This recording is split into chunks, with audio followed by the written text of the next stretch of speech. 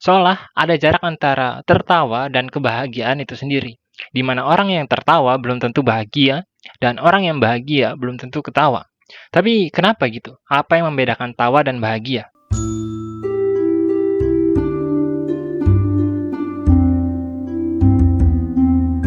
Kalian pernah nggak sih ngerasain sebuah momen gitu ketika kita bisa ketawa lepas bareng teman-teman atau ketawa lepas bareng keluarga.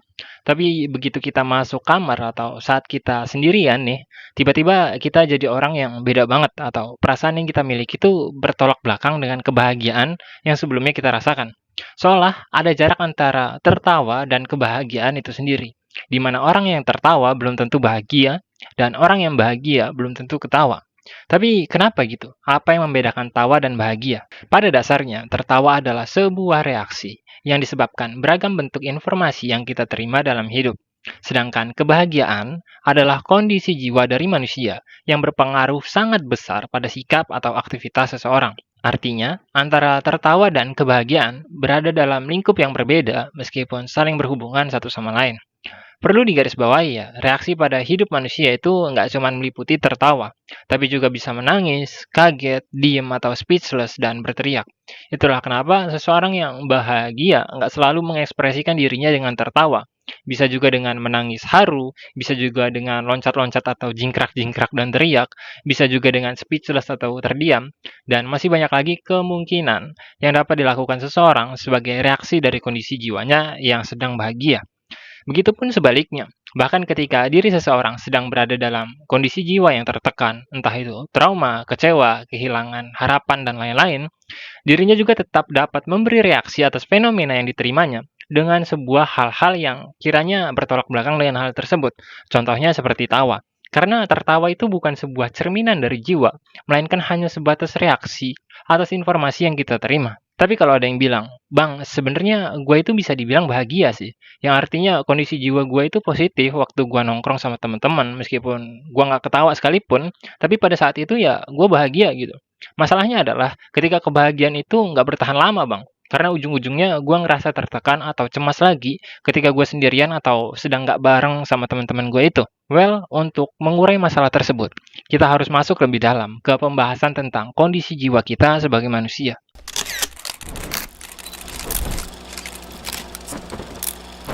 Pada dasarnya, manusia itu makhluk yang jiwanya kosong dan selalu membutuhkan isi. Nah, isi dari jiwa itu sendiri dapat berupa beragam hal yang baik secara sadar maupun tidak sadar kita masukin ke dalam jiwa kita. Saat kebahagiaan kita terasa rapuh atau saat kondisi jiwa kita sering berubah-ubah, kemungkinan besar penyebab utamanya adalah kualitas dari isi yang kita letakkan dalam jiwa kita itu memang rapuh. Contohnya dengan kesenangan-kesenangan yang dapat dengan mudah berlalu, seperti nongkrong bareng teman, atau main game, dan beragam jenis kegiatan lain yang tidak memiliki efek jangka panjang terhadap diri kita. Sedangkan, jika kita ingin kondisi jiwa yang kita miliki tersebut dalam kondisi yang mapan, maka diri kita harus memiliki isi yang berkualitas. Nah, untuk nemuin isi yang berkualitas tersebut adalah langkah yang paling sulit dan melelahkan. Itulah kenapa kebanyakan dari kita hanya mengejar dan terpaku pada kesenangan demi kesenangan jangka pendek yang dapat menciptakan kebahagiaan jangka pendek juga pada diri kita, dan enggan untuk mencari isi dari sebuah jiwa yang lebih baik atau lebih berkualitas.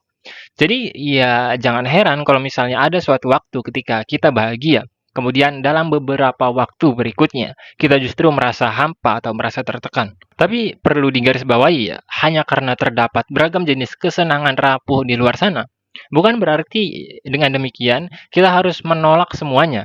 Bukan berarti karena kita menemukan kesenangan-kesenangan jangka pendek tersebut nggak bisa memberi kebahagiaan yang optimal pada diri kita, terus kita membuang atau menolak semuanya. Ya nggak kayak gitu juga gitu.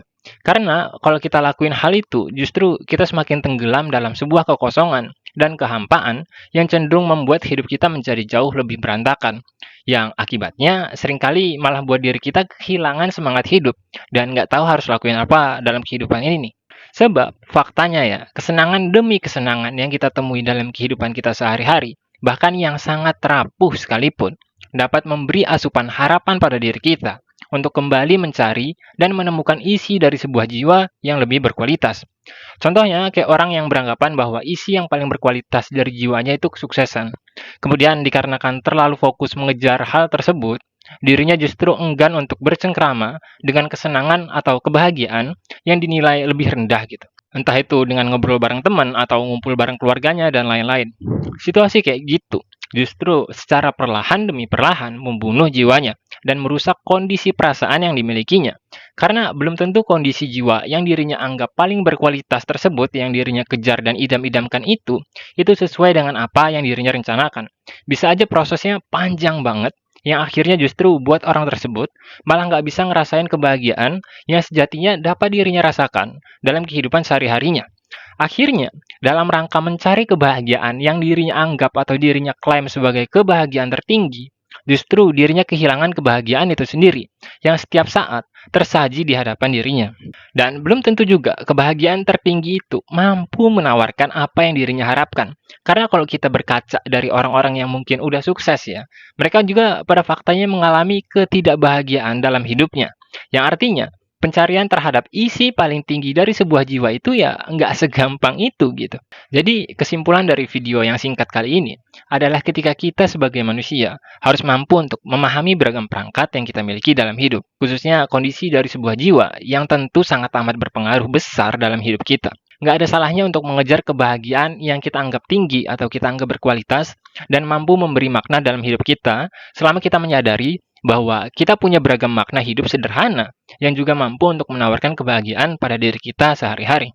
Sebaliknya, nggak ada salahnya kita menikmati beragam kesenangan sederhana yang kita jalani dalam hidup sehari-hari selama kita menyadari bahwa kita harus terus berproses untuk menemukan tujuan atau makna hidup yang jauh lebih besar.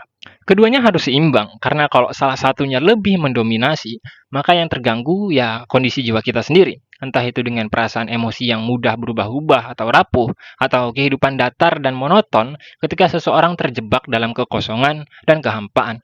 Sekian Kosa atas yang sampai jumpa.